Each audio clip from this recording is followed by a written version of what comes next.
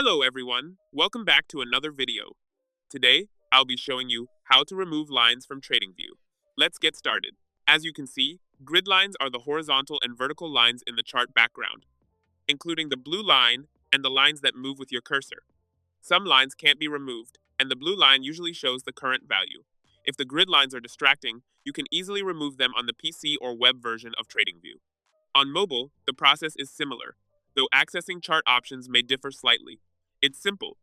Right-click on the chart and go to Settings. Click on Canvas and find grid lines. You'll see vertical and horizontal options. To remove them, select None and click OK. The grid lines will disappear. To bring them back, just select vertical and horizontal again.